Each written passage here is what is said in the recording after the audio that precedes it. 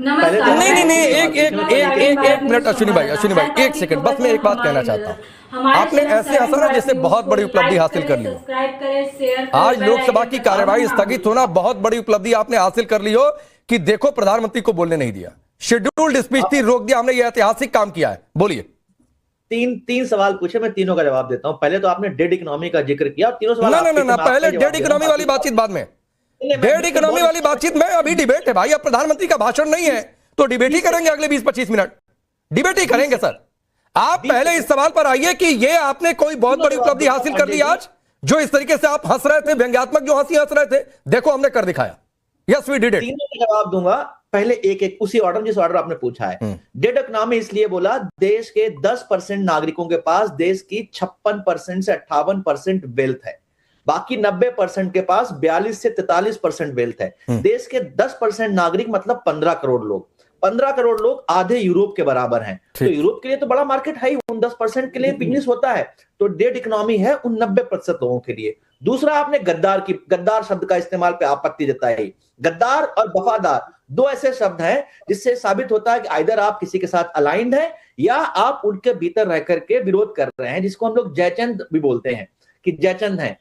Congress party में ऐसे बहुत से गद्दार हैं जो कांग्रेस के भीतर रह करके जयचंदों का काम किए। मैं नाम जा सकता हूं आपको, हेमंत बिस्वा शर्मा हैं, चौहान साहब हैं। नहीं हमारे इसका एक दूसरा पहलू भी है कि आप उन लोगों को नहीं संभाल पाए। मैं फिर कह रहा हूं ये गद्दार वाली डिबेट बाद में होगी, ये गद्दार वाली डिबेट बाद में हो जाएगी। राजीव जेटली हैं, आपके हिसाब से तो फिर कांग्रेस पार्टी में जितने लोग नहीं है वो सारे गद्दार हो गए। बीजेपी को छोड़कर जितने लोग दूसरी पार्टियों में चले गए वो गद्दार हो गए। जो आम आदमी पार्टी में आज थे कल नहीं है, या कल थे आज आ गए, वो गद्दार हो गए।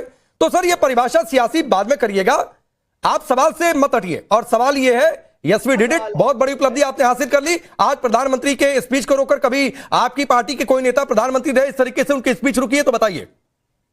तीसरा सवाल जो आपका प्रधानमंत्री की स्पीच रोकने का है, संसद का संचालन करने की जिम्मेदारी सरकार की होती है। सरकार अपने उससे भाग रही है, अपनी जिम्मेदारी से भाग रही है। मोदी जी के पास बोलने के लिए वही है जो उचित समझो और कुछ नहीं है। इसलिए ये शेड्यूल्ड तरीके से देश माहौल को देखते हुए मोदी जी ने खुद इसको स्थगित कराया है। क्योंकि संसद को संचालन करने की जिम्मेदारी जो है सरकार की होती है, विपक्ष की नहीं होती है। ज्यादा सांसद सरकार के वहां पर है, तो ये विपक्ष पे टिकरा फोड़ना बंद करिए कि विपक्ष के कारण की गई है। ये मोदी जी अपनी जिम्मेदारी से हमेशा भागते हैं, वैसे यहां भी अपनी जिम्मेदारी से भाग रहे हैं। ठीक। राजीव जेटली ये कह रहे हैं आप लोग सरकार नहीं चल। हाँ बोलिए। मैं इस बात पे थोड़ा हैरान हो रहा हूं। तुम्हें तो अंदर पकड़ के कुर्सी पकड़ के खड़े हो जाना चाहिए था, हम बाहर नहीं निकलेंगे। हम बात करके अब देश के प्रधानमंत्री जी को सुनकर के ही जाएंगे। आपको तो ये रवैया अपनाना चाहिए था। क्यों भाग रहे हैं फिर आप बताइए बार बार पार्लियामेंट में से। अच्छा, ये कोई आज का रिकॉर्ड नहीं है। जितने भी हमारे पीछे सेशन रहे हैं, एक सेशन ऐसा बताइए जिसको आपने आराम से चलने दिया हो। आप बाहर निकलते हैं, नारे लगाते हैं, काले झंडे लगाते हैं, कभी कोई कपड़े पहनते हैं, कभी टोपी पहनते हैं, कभी किसी तरीके की वेशभूषा में आ जाते हैं। लेकिन पर्पस यही होता है कि मीडिया का जो अटेंशन है हमारे पास बाहर होनी चाहिए, अंदर डिस्कशन ना हो पाए।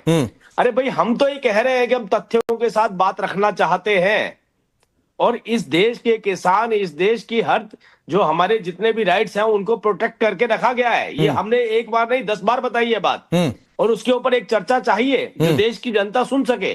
देश की जनता सुन सके कि क्या बात हुई है और किस तरीके का भ्रम फैलाने की ये कोशिश कर रहे हैं। जब ये इतने भ्रम फैलाएंगे और जब इनको लगेगा कि अब उसका जवाब आने वाला है, तो उस जवाब को ना सुनने की वजहों से पार्लियामेंट को डिसरप्ट करेंगे और वहां से भागते हुए नजर आएंगे। ठीक, तो ये देश की जनता देख रही है कि किस तरीके का। ठीक है, मैं जरा एक अनंत विजय की टिप्पणी इस पर जरूर पहले लेना चाहूंगा। अनंत विजय जी, क्या आपको कभी याद आता है कि इस तरीके से शेड्यूल्ड स्पीच किसी प्रधानमंत्री की, किसी भी प्रधानमंत्री की, चाहे वो किसी भी पार्टी के रहे हो, देश के किसी भी काल में, कभी इस तरीके से रुकी हो विपक्ष के चलते?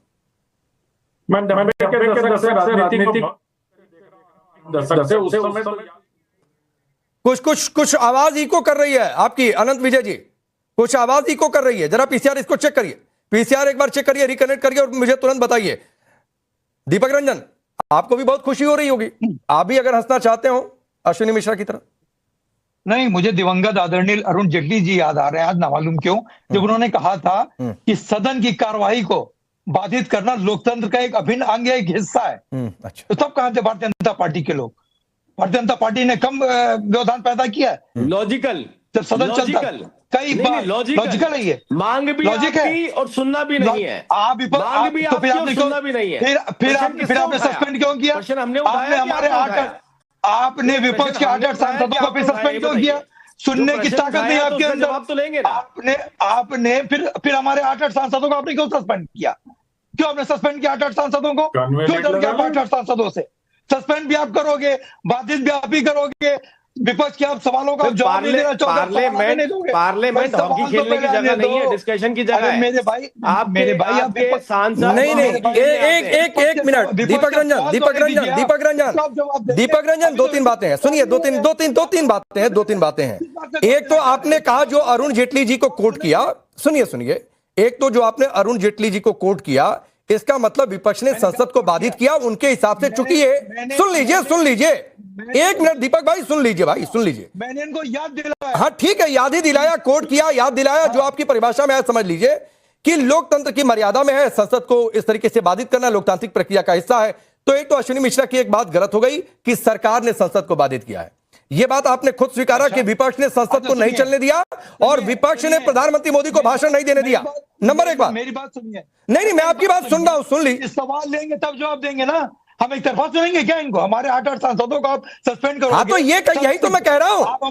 यस, मैं यही तो कह रहा हूं कि अश्विनी मिश्रा कह रहे थे कि सरकार ने संसद नहीं चलने दी, आप कह रहे हैं विपक्ष ने चलने नहीं दिया। आप इंडिया, आज आप 6 चिल्ला रहे हो, इंडिया ब्लॉक के 6 सांसद को। तो क्यों 6 चिल्लाने से आपको दिक्कत है क्या? भाई सिखों को गाली दोगे तो सुनोगे नहीं क्या? अच्छा, सिखों को गाली दोगे, अपमानित करोगे तो क्या सुनेंगे भी नहीं? उन्होंने तो हाथ बढ़ाया, एलओपी ने तो हाथ गद्दार बढ़ाया। बोलोगे तो कौन बर्दाश्त करेगा बताइए? अरे ये भी ध्यान दे दो सिख ना, समाज को गद्दार बोलोगे तो कौन बर्दाश्त करेगा? अरे तो हाथ तो बढ़ाया एलओपी ने, इतने संस्कार भी तो होने चाहिए। ठीक है दीपक भाई, 1 मिनट। मुझे बताया गया कि आनंद विजय जी कनेक्ट हो चुके हैं। आनंद विजय जी, मेरे सवाल का जवाब।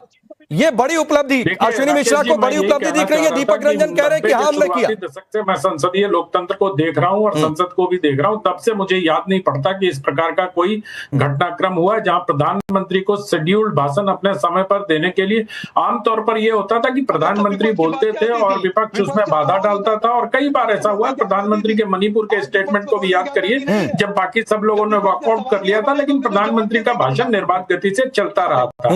लेकिन अभी जो विपक्ष की हताशा है, मुझे समझ में नहीं आता कि एक छोटे छोटे मुद्दे को लेकर, और अब तो सीधे सीधे कह भी रहे हैं, समाजवादी पार्टी के प्रवक्ता दीपक जी ने बहुत स्पष्ट रूप से ये स्वीकार किया है कि जैसे हमारे साथ व्यवहार करोगे वैसे तुम्हारे साथ व्यवहार किया जाएगा। लेकिन सवाल इसमें बस एक थोड़ा सा फॉल्ट लाइन है कि आप नियमानुसार बोलेंगे या नियम के विपरीत जाके बोलने का प्रयास करेंगे। संसद पर मर्यादाओं से चलता है, संसद अपने परंपराओं से चलता है। ऐसा नहीं कि आपकी मनमानी, मेरा वचन ही मेरा शासन है, ये नहीं होता है। लेकिन क्या करेंगे, अब राहुल जी हैं, उनको तो लगता ही होगा कि मेरा वचन ही मेरा शासन है। अच्छा, एक मिनट, क्योंकि अनंत विजय जी आपका अनुभव जाहिर सी बात है। एक मिनट दीपक भाई, आप ही के पास आ रहा हूं। मैं नाव्यान के पास जाना चाह रहा था, आप ही के पास आ रहा हूं। आपने सांसदों के निलंबन का मुद्दा उठाया और आपने तर्क दिया चूंकि सांसद निलंबित हुए, इसलिए हम पीएम को नहीं बोलने दिए और इसीलिए हमने संसद को बाधित किया और ये हमारा लोकतांत्रिक अधिकार है। नहीं, हमने बोलने नहीं दिया, ये हम नहीं कर।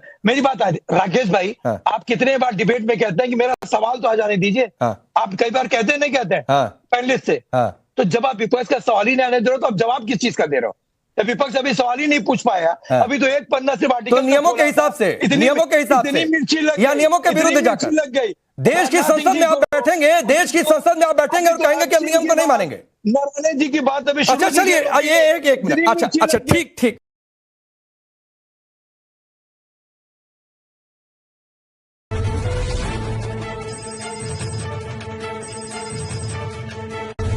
हर पल की खबर पर हमारी नजर। 7 भारत न्यूज के साथ